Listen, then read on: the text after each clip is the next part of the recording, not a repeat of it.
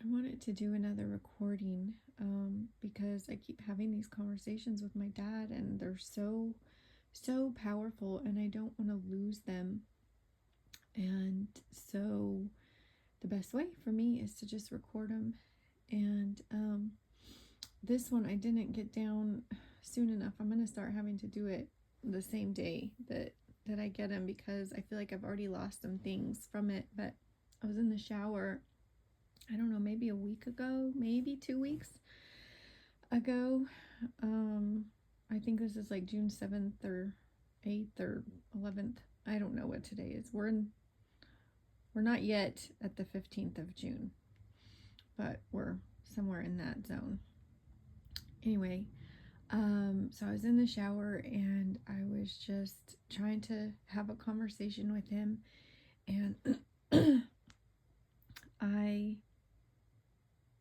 asked him if he had met. No, that's not right. I feel like I was going to say I asked him if he met Papa, but that was like another conversation a while ago.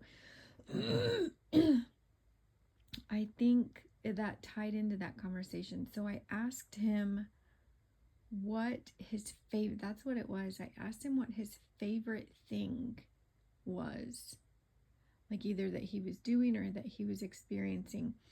And it almost felt like before I could even finish my question, which sometimes comes out in English and sometimes just comes out in like feeling or intention, but it was like almost before it finished, I heard or felt freedom.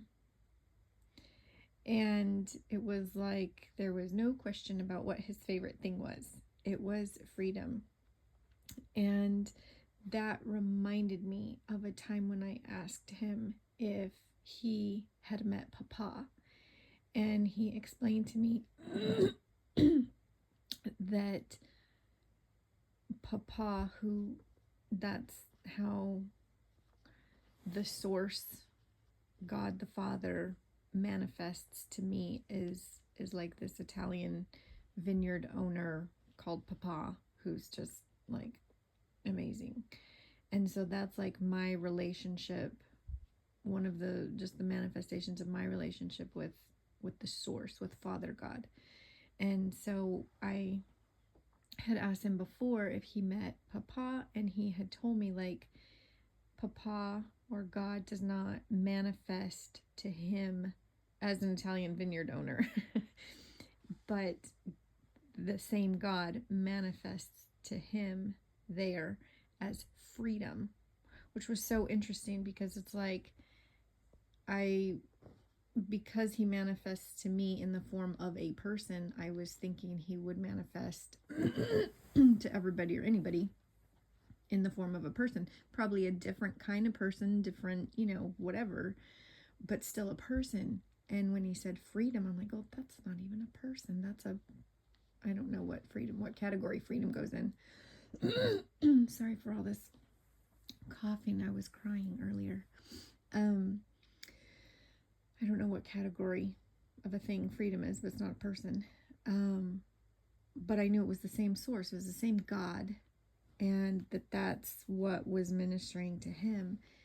And this time when he was talking about freedom, I just saw it in a whole new way, on a whole new level, which was like a lack of second guessing and questioning. And I could see and feel when Dad was kind of like communicating this to me that that was a big struggle for him, like never feeling like he had the freedom to do anything really, because he didn't know what the consequences of it were going to be. He didn't know if he was thinking correctly on it. He didn't know if it was what the Lord wanted. Like there was just so many restrictions that kept him so bound that I never either recognized or realized until he's like showing me the freedom that anything that he thinks and anything that he does and anything that he wants is permissible and good and fruitful. And like the sky is the limit. Like there's nothing that's out of bounds. There's nothing that's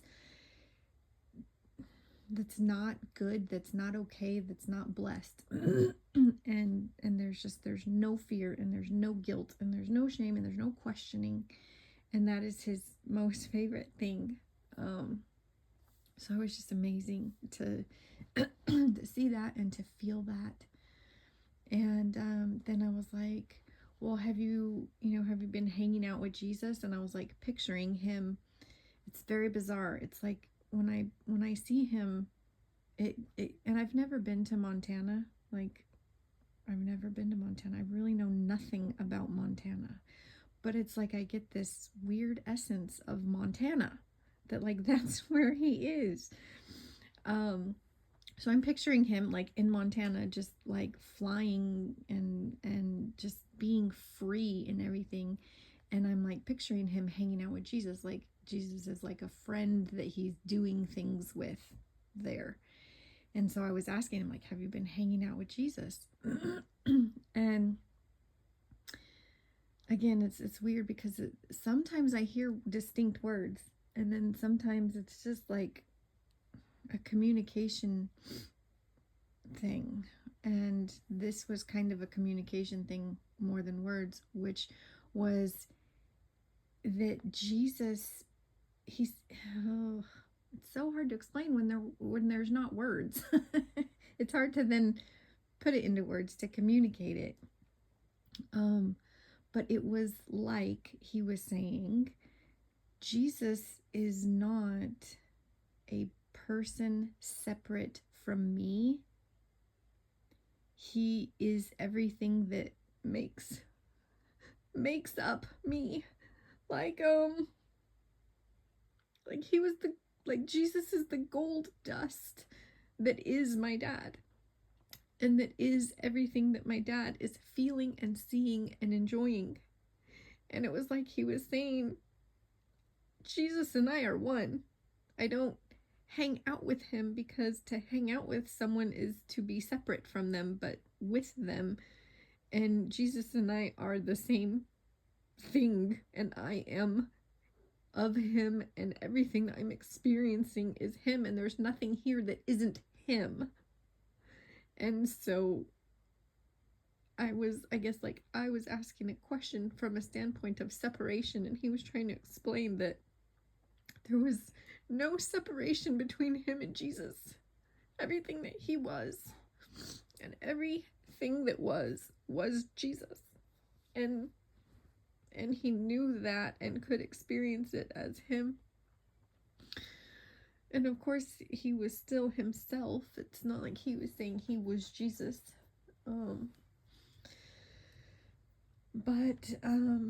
Yeah, it was really intense, and I had to ponder that for a long time.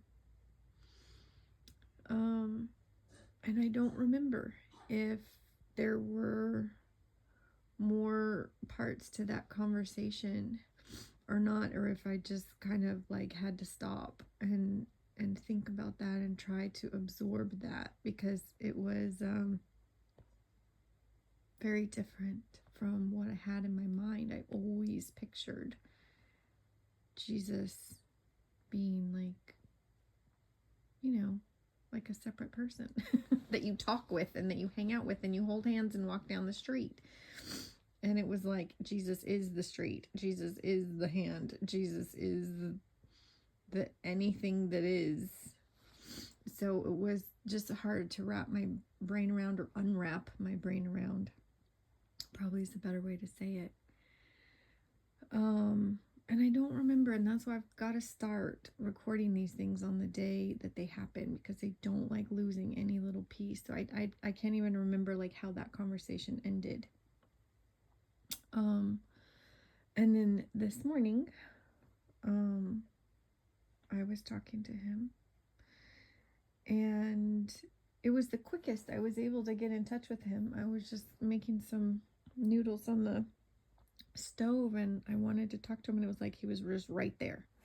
It was like I didn't have to kind of warm up into the conversation or kind of go searching in my soul for him. It was like, there he is. And I was starting to kind of tell him that I miss him, but also that I didn't, because I still had him and our conversations were like really helping me a lot. And just that I just wanted to talk to him. And it's really funny because almost every single time I talk to him, he calls me Sunny Butt and he tells me how much I'm gonna love it there. And I was kind of asking him, like, why do you tell me that every time? And I felt like what he was communicating is that it's not that he tells me that every time, but it's that I am seeing him. And that is part of what's in his heart. Is that he's excited of how much I'm gonna love it there. And it's not that he's telling me the same thing over and over, but I can see him. And I can see his soul and his heart and his desires and the things that he's enjoying. And so I'm seeing him be happy of how much I'm gonna love it there. And it just was really special because it's like he still cares about me. And it's so weird because every time I talk to him, I realized all these preconceived ideas that I had that I wasn't aware of. It's like a subconscious thought that I had that I didn't know I had until he says something or communicates something, and I'm like, oh wow, that's not what I would have thought. And I must have had this weird preconceived thing that, like, once you go to heaven, you don't really care about the people on earth anymore. Like, not that you don't care about them, but like, I don't know, like you're too busy just enjoying perfection, and so you kind of just don't think about them anymore. Or I don't know what I thought, but it wasn't that he was still fully invested in me. It wasn't that he still was pouring himself into me.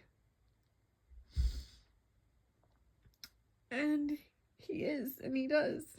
And it was just incredible to know that, like, so connective, like, that we don't lose that when we get there. I guess somehow I thought we lost it. Like, we just all smush into this weird ethereal oneness, and nobody's really special. Everyone's just the same. And I don't know, that I guess that runs a lot deeper than what I thought. But no, he still cares about me, and he still cares about me, and he still loves me, and wants the best for me, and is excited for me to be experiencing what he's experiencing. And it was just so comforting. And I was like, can you talk to Wendy? Like, Wendy is my sister, and she's not comfortable. Once I kind of became Catholic, I got very comfortable talking with people who had already passed away, but she's still Protestant, and so that's very uncomfortable for her. She doesn't feel like that's a thing that she should do, and I understand, because I didn't used to think that. But I'm like, oh my God, she's missing out on this whole relationship. And so I was asking my dad, like, can you talk to her in a way that she's comfortable with, like, to hear you, where she can have some of what I'm having, but in a way that is palatable to her? And he communicated to me that he has been. And then I heard him, I guess kind of heard him say, "Atta girl." And yesterday my sister texted me that she heard somebody say "atta girl," and she cried for like 10 minutes. And that's something that my dad used to say to us. And so he was letting me know that he is trying to talk to her in a way that she can hear.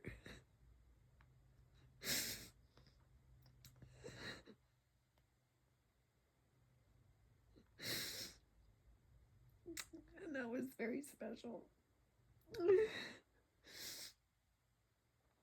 And it's just overwhelming, the amount of like connectedness that I didn't think, that I thought you lose when somebody goes to heaven. Almost like you're not family anymore. Like they go be with the heavenly family and like they're not part of your family anymore. But it's just not like that at all. And then I asked if he would communicate with my brother, whom I don't talk to or about, but I wanted him to have that too with my dad. And he was saying that he has been. So he's reaching out to all of us. And then I was asking about my mom, like, are you reaching out to mom? And they, my parents got separated like a long time ago. Like, I don't even know, like maybe 20 years ago or something. And then they were still friends at the end. And I was like, are you talking to mom? Are you reaching out to her? And it felt all of a sudden like a shift and like something was different. And it was like, I felt like he was saying that he wasn't, because my mom was in a different phase. She was in preparation. And I was like, okay, what's preparation? And it just, I mean, he didn't like really elaborate on it. It just felt like preparation, almost like a pre-op, like when you're getting ready and prepped for surgery. You're not in surgery, but you're getting ready, and there's things you shouldn't eat and you should take and you should do and shouldn't do before the surgery. And it was weird because it was like a very distinct phase. And so he wasn't supposed to be like interfering in her pre-op phase. So I don't know if my mom's getting ready to go. And of course, time is so weird and you never know what, how long a phase is going to last or whatever. But that was just different. It was almost like not supposed to talk to people when they're in preparation. So I don't know, that I didn't get a ton of information on that part. But I wanted to get it all recorded. Again, just so that I don't forget. Well, I want to get all of this out while it's fresh and I can capture every detail. So hopefully more to come.